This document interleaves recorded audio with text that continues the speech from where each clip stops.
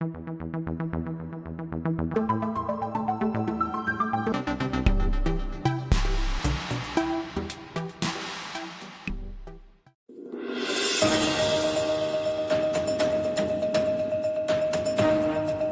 Kenya, le commerce du carbone de ce type a été réalisé avec succès dans la capitale Nairobi.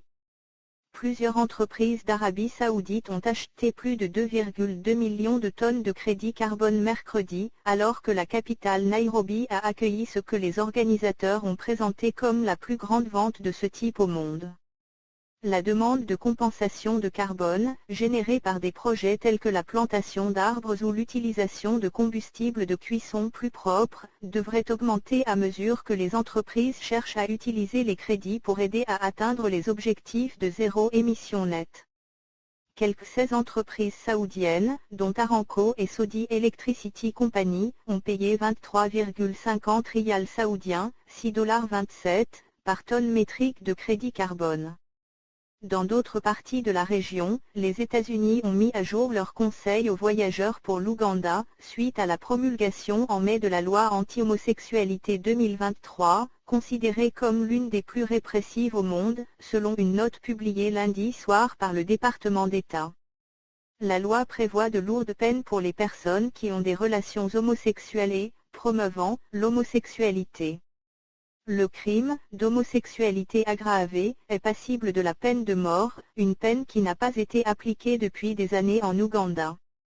Le département d'État américain, qui avait déjà averti ses ressortissants de reconsidérer les voyages en Ouganda en raison des attentats terroristes et du taux de criminalité, a déclaré que la promulgation de la loi anti-homosexualité augmente le risque que les personnes LGBTQ et celles perçues comme LGBTQ seront poursuivies et condamnées à perpétuité ou à mort. Les autorités ougandaises ont réitéré que l'Ouganda est un État souverain qui légifère pour son peuple et non pour l'Occident, ajoutant que la décision américaine était attendue. Le président ougandais a promulgué la loi le 29 mai, suscitant l'indignation des organisations de défense des droits de l'homme et de nombreux pays occidentaux. Le chef de la diplomatie européenne est également contre ladite loi. En particulier, Washington a suspendu le financement des programmes gouvernementaux et imposé des interdictions de visa. Certains pays européens ont gelé une partie de leur aide bilatérale à l'Ouganda. La loi a depuis été annulée par la Cour constitutionnelle en raison d'un vice technique du vote. Et en Afrique du Sud, l'Assemblée nationale a adopté un projet de loi controversé visant à introduire une couverture maladie universelle dans le pays. Le ministre sud-africain de la Santé a salué l'approbation du projet de loi comme une étape historique pour la législation qui était en préparation depuis 12 ans. L'opposition craint que le système de santé publique déjà surchargé ne s'effondre si la nouvelle législation entre en vigueur. Le principal parti d'opposition, l'Alliance démocratique, DA, a dénoncé cette décision en disant que 9 millions des 60 millions de Sud-Africains qui ont une assurance médicale devraient être couverts par un système de santé publique déjà surchargé.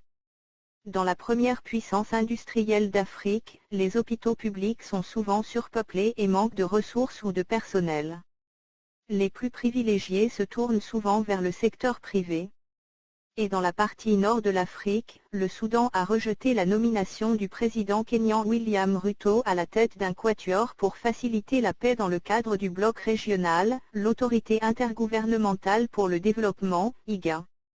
Le chef de la junte Abdel Fattah al-Burhan a accusé Nairobi d'avoir entretenu des sympathies pour les forces de soutien rapide, RSF, dont le chef Mohamed Hamdan Daglo MLT était autrefois son adjoint, mais est désormais un ennemi juré.